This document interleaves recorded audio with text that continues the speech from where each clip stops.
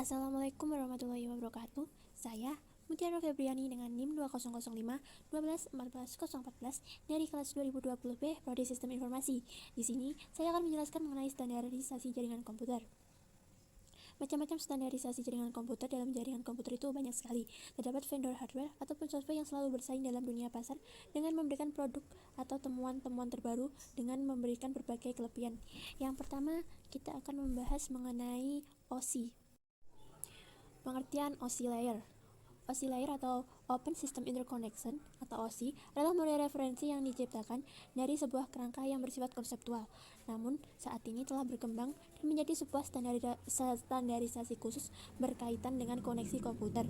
Tujuan dari pembuatan OSI layer adalah menjadi model rujukan bagi setiap vendor atau developer, sehingga produk atau perangkat lunak yang dibuat memiliki sifat interpolate, yang berarti user dapat melakukan kerjasama dengan produk atau sistem tanpa perlu melakukan penanganan secara khusus atau spesial.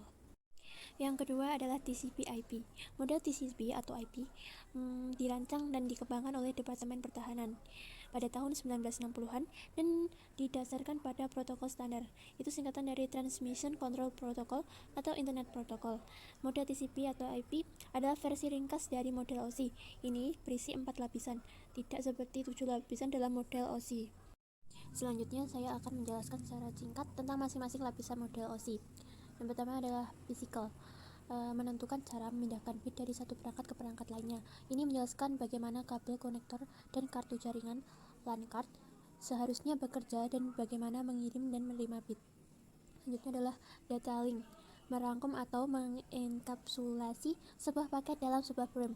Frame akan berisi header dan trailer yang memungkinkan perangkat untuk berkomunikasi. Header biasanya berisi alamat MAC, sumber, dan tujuan. Untuk trailer umumnya berisi file frame check screen yang digunakan untuk mendeteksi kesalahan transmisi data.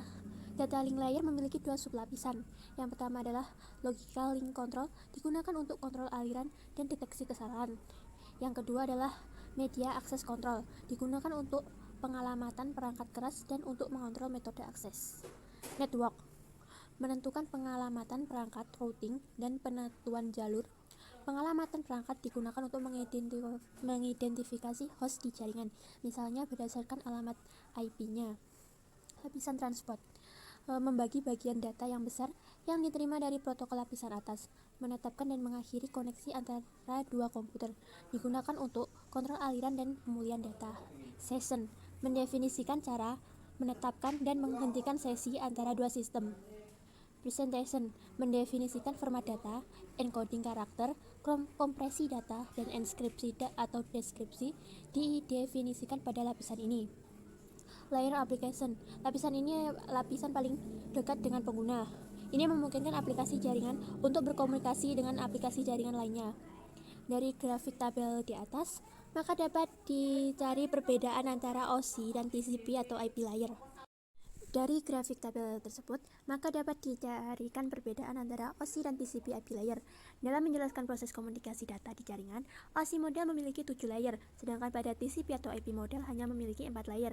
Di dalam OSI layer terdapat 3 layer yang berkaitan dengan aplikasi, application, presentation, dan session. Sedangkan dalam TCP atau IP hanya 1 layer, yaitu application layer. Dalam OSI layer, proses komunikasi data di dalam jaringan fisik dimodelkan dalam 2 layer, data link dan physical layer. Sedangkan pada TCP atau IP dimodelkan dalam 1 layer, yaitu network access. Dalam menjelaskan cara kerja jaringan, TCP atau IP lebih populer untuk digunakan karena lebih sederhana dan lebih mudah dijelaskan ketimbang model OSI. Namun, untuk kebutuhan troubleshooting, maka model OSI banyak digunakan oleh pihak pengembang dan praktisi jaringan. Berikut protokol-protokol pada OSI layer. Layer application. Yang pertama adalah HTTP, Hypertext Transfer Protocol. Protokol yang digunakan untuk mentransfer dokumen dan web dalam sebuah web browser melalui www. HTTP juga merupakan protokol yang meminta dan menjawab antar klien dan server. Yang kedua adalah FTP, File Transfer Protocol, protokol internet yang berjalan dalam layer aplikasi yang merupakan standar untuk mentransfer file komputer antara mesin-mesin dalam sebuah jaringan internet. Yang ketiga adalah NFS atau Network File System, jaringan protokol yang memungkinkan pengguna klien komputer untuk mengakses file melalui jaringan dengan cara yang sama dengan bagaimana penyimpanan lokal yang diaksesnya. Yang keempat adalah DNS, Domain Name System, protokol yang digunakan untuk memberikan suatu nama domain pada sebuah alamat IP agar lebih mudah diingat. Presentation Layer, yang pertama adalah Telnet, protokol yang digunakan untuk akses remote masuk ke suatu host data berjalan secara line text. Yang kedua SMTP, Simple Mail Transfer Protocol, salah satu protokol yang biasa digunakan dalam pengiriman email di internet atau untuk mengirimkan data dari komputer pengirim email ke server email penerima. Yang ketiga SNMP, Simple Network Management Protocol, protokol yang digunakan dalam suatu manajemen jaringan. Session Layer, yang pertama adalah NetBIOS, berfungsi sebagai penyiaran pesan, maksudnya memungkinkan user mengirim pesan tunggal secara serempak ke komputer lain yang terkoneksi. Yang kedua, NetBEUI, NetBIOS Extended User Interface, berfungsi sama dengan NetBIOS, hanya sedikit dikembangkan lagi dengan menambahkan fungsi yang memungkinkan bekerja dengan beragam perangkat keras dan perangkat lunak. ADSP, AppleTalk Data Stream Protocol, berfungsi protokol ini membantu aliran data di antara dua komputer dan untuk memeriksa aliran data tersebut tidak terputus. 4.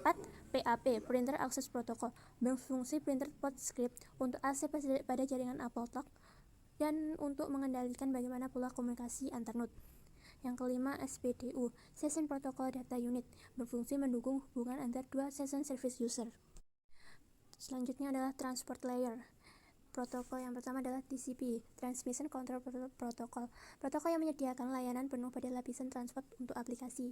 Yang kedua, UDP, User Datagram Protocol, protokol connectionless dan process-to-process yang hanya menambahkan alamat port, text, sum, error control, dan panjang informasi data pada layer di atasnya. Network Layer, IP, Internet Working Protocol, mekanisme transmisi yang digunakan untuk mentransportasikan data dalam paket yang disebut datagram. Yang kedua, ARP, Address Resolution Protocol, protokol yang digunakan untuk mengetahui alamat IP berdasarkan alamat fisik dari sebuah komputer. Yang ketiga, RARP, Reverse Address Resolution Protocol. Selanjutnya adalah UDP. Pengertiannya adalah UDP sendiri adalah singkatan dari User Data Protocol, yang merupakan salah satu jenis protokol internet yang memungkinkan sebuah perangkat lunak pada komputer bisa mengirimkan pesan ke komputer lain melalui jaringan tanpa perlu ada komunikasi awal. Jadi saat Anda mengirimkan pesan melalui UDP, komputer pengirim dan penerima tidak perlu bernegosiasi saat akan melakukan pertukaran data.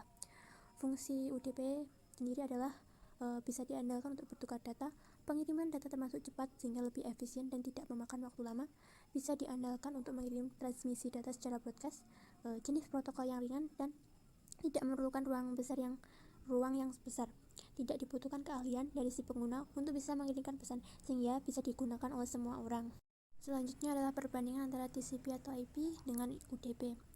Jika TCP/IP beroperasi berdasarkan konsep koneksi, kalau UDP tidak berdasarkan konsep koneksi, jadi harus membuat kode sendiri. Jika TCP atau IP memiliki jaminan pengiriman data akan reliable dan teratur. Kalau UDP tidak ada jaminan bahwa pengiriman dan penerimaan data akan reliable dan teratur, sehingga paket data mungkin dapat kurang, terduplikat atau bahkan tidak sampai sama sekali.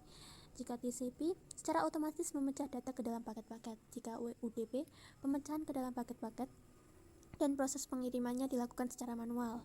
Kalau TCP, tidak akan mengirimkan data terlalu cepat sehingga memberikan jaminan koneksi internet dapat menanganinya.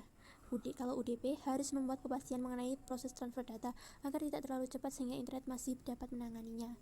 Jika TCP, mudah untuk digunakan transfer paket data seperti menulis dan membaca file. Jika UDP, jika paket ada yang hilang, perlu dipikirkan di mana letak kesalahan yang terjadi dan mengirim ulang data yang diperlukan. Selanjutnya adalah Network Protocol. Yang pertama adalah Serial Line Internet Protocol, SLIP. SLIP merupakan protokol yang memungkinkan pemindahan data IP melalui saluran telepon. Yang kedua adalah Simple Mail Transfer Protocol, SMTP, protokol yang umum digunakan untuk pengiriman email. Protokol ini digunakan untuk mengirimkan data dari komputer pengirim email ke server email penerima. Hyper Transfer Protocol, HTTP, protokol yang digunakan oleh World Wide Web. HTTP mendefinisikan bagaimana suatu pesan bisa diformat dan dikirimkan dari server ke klien. Selanjutnya adalah Telecommunication Network, Telnet, protokol jaringan yang digunakan di koneksi internet atau Local Area Network. File Transfer Protocol, FTP, protokol internet yang berjalan di dalam lapisan aplikasi yang merupakan standar untuk pentransferan file komputer antar mesin-mesin dalam sebuah internet network. Lightweight Directory Access Protocol, protokol perangkat lunak untuk memungkinkan semua orang mencari resource, organisasi, perorangan, dan lainnya, seperti file atau printer di dalam jaringan baik di internet atau intranet. Secure Socket Layer (SSL), protokol jaringan yang paling banyak digunakan untuk enskripsi. Ditambah lagi, SSL digunakan tidak hanya keamanan koneksi web, tetapi untuk berbagai aplikasi yang memerlukan enskripsi jaringan end-to-end. Untuk memodifikasi SSL Apache Linux dapat menggunakan perintah A2-dismod. Simple Networking Monitoring Protocol, protokol yang digunakan untuk monitoring device di jaringan. Contoh aplikasi yang menggunakan protokol ini adalah MRTG, The dan lain-lain. Secure Shell (SSH), protokol jaringan yang memungkinkan pertukaran data secara aman antara dua komputer.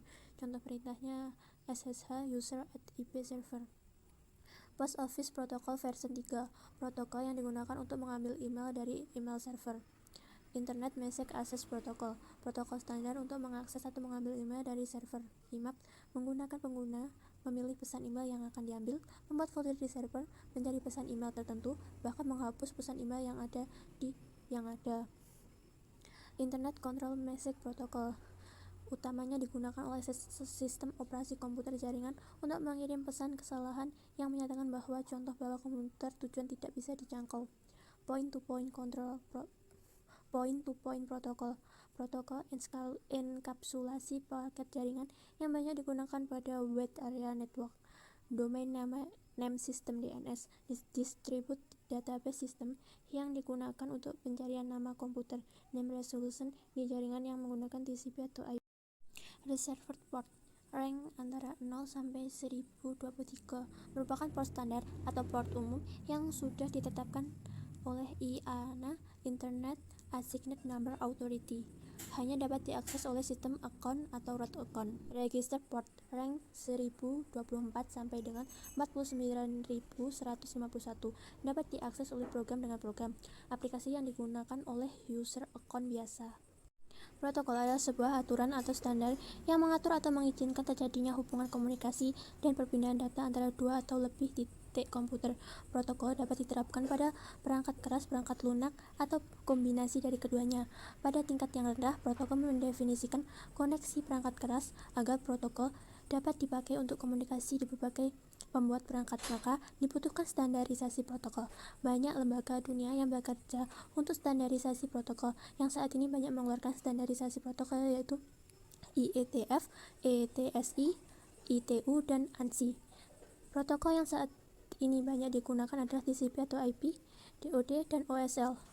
Perangkat keras jaringan komputer adalah perangkat yang secara fisik dapat dilihat dan diraba, yang membentuk suatu kesatuan sehingga dapat membangun sebuah jaringan komputer. Untuk dapat membangun sebuah jaringan komputer, ada beberapa perangkat keras jaringan komputer yang harus diketahui seperti hub, bridge, switch, router, repeater, access point, dan lain-lain. Berikut yang dapat saya sampaikan mengenai standarisasi jaringan komputer. Bila ada salah kata dan pengucapan, saya mohon maaf. Sekian, wassalamualaikum warahmatullahi wabarakatuh.